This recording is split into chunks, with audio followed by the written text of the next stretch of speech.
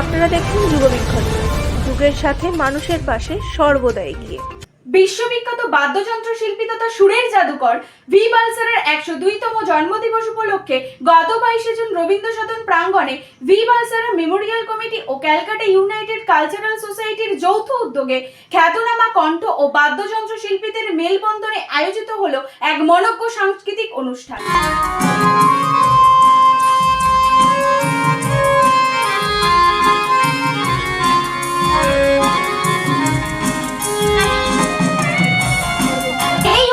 বালসারের স্মৃতিচারণায় যুগবীক্ষণ ডিজিটালের মুখোমুখি হয়েছিলেন রাগা মিউজিক কোম্পানির কর্ণধার প্রেম গুপ্তা। নমস্কার, যুগবীক্ষণ প্রিন্ট এবং ডিজিটালে আপনাকে স্বাগত। এই মুহূর্তে যুগবীক্ষণ ডিজিটালের মুখোমুখি আছেন রাগা মিউজিক্যাল কোম্পানির কর্ণধার প্রেম গুপ্তা। ভি বালসারা বিখ্যাত একটি যন্ত্রসঙ্গীত, তার 102তম এই যে জন্মদিবসে উপস্থিত থাকতে পেরে আপনার কেমন লাগছে? একটা ভালো প্রাণ, তার যা একটা গন্ধ হয় সেটা চিরকাল থাকে। ও যেখানেই থাকবে, যেভাবেই থাকবে, যেভাবেই এখানে প্রস্তুত করা হবে, সব সময় ওটা একটা গন্ধ দিয়ে যাবে, ওর ভেতর একটা মাদকতা থাকে। আচ্ছা, এই বর্তমান ডিজিটাল গান বাজনার যুগেতে এই যে যারা যন্ত্রসঙ্গীত, তাদের যে একটা মাহাত্ম্য, এটা কি কোথাও ফিকে হয়ে যাচ্ছে, বা কোথাও কি ঢাকা পড়ে যাচ্ছে, বা কোথাও কি তারা অবহেলিত বা বঞ্চিত হচ্ছে বলে আপনার এই বিষয়ে আপনার কি মতামত?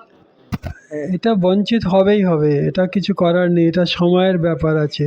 টেকনোলজি, কালকে মানুষ হাতে কাজকর্ম করতো, এখন কম্পিউটারে শিখলো, তারপর এখন ব্যাংকে না গিয়ে বাড়ি থেকেই ব্যাংক ট্রানজ্যাকশন করা যায়। তো বাড়িতে এই যে টেকনোলজির সুবিধা আছে, এটা তো মানুষ গ্রহণ করবেই, আজ নয় কাল, কাল নয় পরশু।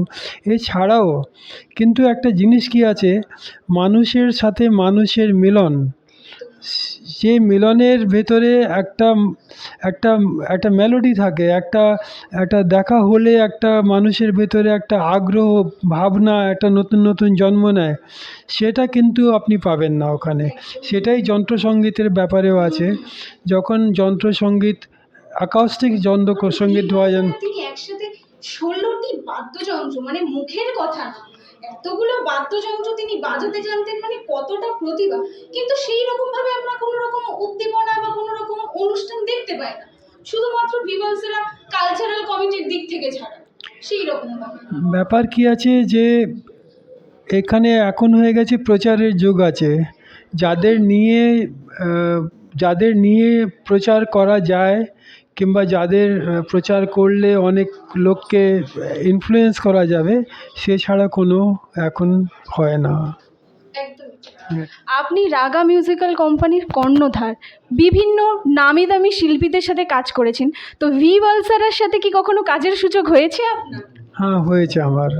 আমি ওনার সাথে কাজ করেছি, আর এরকম একটা মানুষ মানে আমি কিন্তু খুব কম দেখেছি, আর এটা আমার সৌভাগ্য যে আমি ওনার সাথে কাজ করেছি।